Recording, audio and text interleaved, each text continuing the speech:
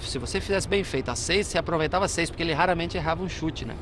Então eu acho que a parte técnica eu evolui muito. Eu tive a felicidade de trabalhar com dois grandes profissionais, que foi o Valdir como treinador de goleiros e o Zé como um espelho do que era ser goleiro. Então, para mim eu acho que eu estava na hora certa, no lugar certo. Tem a minha parte de dedicação, profissionalismo, mas também tive a fonte de inspiração e alguém que me ensinasse da maneira correta. Nelson de Jesus Silva, mais conhecido como Dida, também continua inteirão, firme e forte. Defendeu a meta da Portuguesa em 2012 e para a temporada 2013, seu novo clube é o Grêmio. É mais um ídolo do Brasil, que quando o assunto é aposentadoria... Eu acho que o momento de parar é quando você vê que você não tem mais tantas condições, né? Físicas, ou psicológicas, ou atléticas mesmo, para desenvolver o seu melhor dentro do campo. Acho que quando você sabe que já está se afetando com isso, é a hora de parar. Pelo menos, eu espero continuar, porque é uma profissão que eu amo, que eu me dedico, treino diariamente justamente para estar nas melhores condições. E a experiência que eu adquirida nesses anos dentro do futebol foram muito grandes. Então, hoje em dia, eu tenho a tranquilidade também de passar isso para os companheiros dentro das 4 linhas, né? Tá bom, Dida, não se fala mais nisso.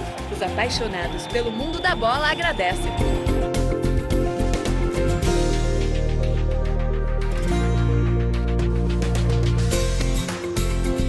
São trabalhos acompanhados por uma geração inteira. O legado deixado. Quem está começando agora essa jornada é de muita responsabilidade.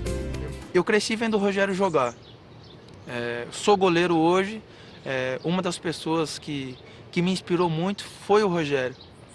E eu trabalhei 2, 3 dias ao lado dele, que era um ídolo que eu tinha, e já tive que entrar no lugar dele. Eu tive que substituir o Rogério numa partida. Então foi uma emoção muito grande. A sorte que eu estava preparado, era aquilo que eu queria.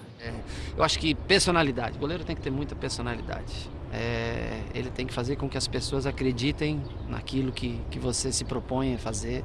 O goleiro é uma posição ingrata, muito difícil, mas também extremamente prazerosa quando as coisas dão certo. Você é sempre o maior culpado quando dá tudo errado, mas eu acho que é extremamente prazeroso. Eu acho que a posição de goleiro hoje tem um valor muito diferente do que tinha no passado. Na minha opinião, os goleiros brasileiros são os mais técnicos do mundo, na parte técnica são os melhores que existem. Então a gente já viu Marcos, já viu Rogério Ceni, Tafarel, Dida, Ronaldo, então a gente já tem uma safra de goleiros que já vem de anos, que é uma safra muito boa. Então a gente tem que dar sequência nesse trabalho, é um trabalho bonito porque tem cada vez mais ter goleiros e é difícil você achar goleiro hoje em dia. Que olhar um pouco para trás e ver o que eu fui, o que eu representei dentro da seleção, dentro do clube, o que o Rogério também foi, está sendo também dentro de São Paulo, o Marcos. Quer dizer, acho que nós sabemos na nossa época que está passando, né? E eles têm um futuro aí em vista. Então acho que a dedicação tem que ser sempre a mesma ou até mais, porque sabe que é muito gratificante. Então, acho que eles têm que olhar para isso justamente e ver esse lado sempre positivo da nossa história. A gente deve muito ao Marcos, o Dida, o Rogério Ceni, que ficaram aqui no Brasil, o Dida que saiu muito, o Tafarel que saiu e abriu as portas lá para fora. Então eu acho que popularizou a profissão de goleiro. Pô, se você fez uma partida muito boa, se tá todo mundo falando que você é muito bom, não acredita nisso não, porque uma hora que você errar, vai todo mundo te meter o pau, né? Vai todo mundo falar mal de você. Então, quando você estiver por cima, aproveita para manter a humildade, porque uma hora você vai estar por baixo, aí o sarrafo vai vir pesado. Então, trata todo mundo igual, dependente da situação que você tá. Se você estiver por baixo ou por cima, fica de paz, fica de boa ali, porque uma hora a gente faz uma burrada aí, e se a gente for bonzinho, os caras de vez em quando dão uma aliviada. Se a gente for mala, os caras passam o rodo. Esse é outro grande ídolo que deixa para a nova geração de goleiros do Brasil muita história. Com a mesma idade de Ceni, São Marcos, como foi apelidado por torcedores do país inteiro, se aposentou no início de 2012. Um reconhecimento assim que pouca gente consegue ao longo da carreira, né? E esse respeito que o pessoal tem por mim, eu acho muito legal. E eu trato como se fosse torcedor do Palmeiras também, até porque, né, todo mundo é igual. Então, o cara que se predispõe a tirar uma foto com você, ele tem que ser bem recebido e ser bem tratado como todo mundo. O goleiro é uma posição cobrada, exigida, você tem um monte de responsabilidade, tem que treinar muito. mas foi o que me deu tudo que eu tenho, né? O reconhecimento dos palmeirenses, da torcida brasileira devido à seleção, né? As coisas que eu consegui materialmente também foi tudo através da posição de goleiro. Foi sofrido, mas eu faria tudo de novo e se pudesse, tivesse em condições, estava fazendo até hoje. A minha infância, assim, e a minha adolescência como goleiro, o Marcos pra mim era o top, né? E parou agora, tive a oportunidade de conhecer e jogar contra, fiquei muito feliz e não só como goleiro, como pessoa, porque é um cara que eu tive a oportunidade de conhecer e também o carisma dele, você vê que todos os outros torcedores também gostam dele e ele é meu ídolo em todas as áreas, assim. Eu acho que o legado dessa geração, que nasceu no mesmo ano que eu nasci no ano de 1973, eu, Marcos e Dida, nascemos nesse ano. E foi uma geração bacana que jogou uma Copa do Mundo, que teve, eu e o Dida tivemos na segunda também, em 2006, o Dida teve na primeira, se não me engano, o Dida foi em 3. Uma geração que marca, especialmente o caso do Dida ainda que ele rodou um pouco mais, então ele é para mim um baita goleiro, um dos melhores que eu vi jogar.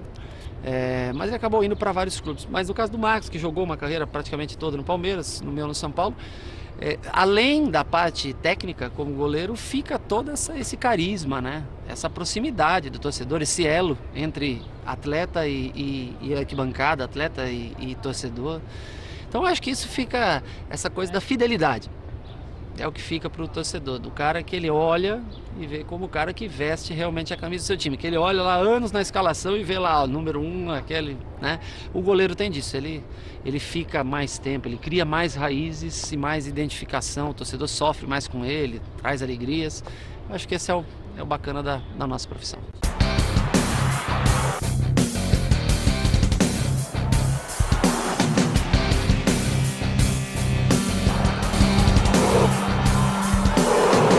Se você me perguntar qual é o maior goleiro brasileiro de todos os tempos, para mim é São Marcos.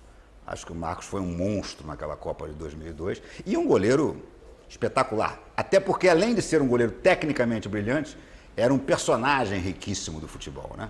E é uma pessoa divertidíssima até agora, mas era um personagem espetacular. Então, para mim, o melhor goleiro brasileiro de todos os tempos chama-se Marcos. E os ídolos? Também tem seus ídolos. Eu me inspirava no Veloso porque eu era palmeirense, né? Eu já tinha visto outros grandes goleiros jogar, assim, que eu acompanhava. O pessoal mais antigo, assim, que era o Sidmar, que foi o primeiro goleiro que eu vi sair jogando com os pés muito bem, assim, jogando no Japão. Mas o Veloso, quando ele entrou, ele arrebentou e aí, toda vez que eu ia jogar bola, eu falava Veloso. Mas gostava também do Ronaldo, que era o goleiro do Corinthians, o Zete era o goleiro do São Paulo, o Tafarel já estava na seleção brasileira, então esses aí foram os meus maiores motivadores assim para ser goleiro. A gente conversava, né, antes dos jogos, porque ele estava começando, sentindo a pressão, a responsabilidade também. O Palmeiras num campeonato importante como a Libertadores, né? E a pressão não é fácil quando você está entrando numa equipe como essa, com a responsabilidade que ele tinha. Então a gente conversou muito nesse período e acho que pude ajudá-los aí nesses primeiros passos dele. E isso é bacana, né? Parece que é uma corrente, né? Que um acaba puxando o outro e isso faz essa tradição bonita que o Palmeiras tem nessa história dos goleiros do Palmeiras. Quando eu comecei a jogar, eu vi o Tafarel jogar, tive a oportunidade de trabalhar com ele dentro da seleção brasileira, para mim é um ídolo. Um grande ídolo para mim foi o Dassaev, quer dizer, um ícone assim, dentro da Copa do Mundo, que eu vi ele fazendo ótimas defesas, isso sempre me marcou na minha infância, quer dizer, eu acho que foi um desejo a mais de querer ser goleiro e me dedicar a essa profissão, né? Porque eu vi um goleiro fazendo ótimas defesas e quem sabe eu também não poderia fazer a mesma coisa, quer dizer, você sempre sonha com isso. Esses dois ídolos dentro do futebol para mim foram marcantes, né? E graças a Deus acho que eu aprendi muito com eles. Claro que tem bastantes goleiros aí que eu gosto, que eu admiro muito, mas Tafarel para mim foi espetacular, um cara que eu gostava muito de ver. Tive a oportunidade de conhecer ele uma vez pessoalmente, mas foi muito rápido, mas assim, só vi por televisão, queria ter vontade de ver ele de perto, assim, ele atuando ou treinando. E o outro que, fora de série, que para mim foi um dos melhores que eu vi atuar, é o Marcos. Na hora de defender um pênalti, impedir um atacante desenfreado de fazer um gol numa jogada em que a zaga acabou por falhar. Realmente, ser goleiro deve ter lá suas recompensas. A nossa alegria era ver o gol. E a nossa revolta e nossa agressividade era saber que você ia ao estádio contra a torcida e contra o êxtase do futebol. O que é o êxtase do futebol? É o gol. E eu estou lá para que ele não aconteça. Então, eu já nasci rabugento. Quer dizer, eu estava contra tudo aquilo que todo mundo gostava. E o goleiro é isso aí mesmo, né? Cada dia tem que estar mais preparado, mais treinado, porque a posição é difícil, mas ao mesmo tempo que é difícil, ela é gratificante. Então, por isso, o ser goleiro é algo diferente, mas para quem gosta realmente, é a melhor posição. Extremamente gratificante, né? As crianças gostam, vem aquela coisa de roupa diferente, né? Eu acho que é legal. Você é o único que pode tocar com a mão na bola. Tem muitas coisas que são bacanas na profissão de goleiro. Agora, a cobrança é muito grande. Sempre quando chega no ponto, é onde que se a bola passar, tudo que não poderia acontecer, acontece. Sem contar que eles são os que sofrem menos com lesões. O cuidado com os goleiros é tão preciso quanto com os jogadores de linha. E contam com uma equipe bem estruturada para manter tudo no lugar certo.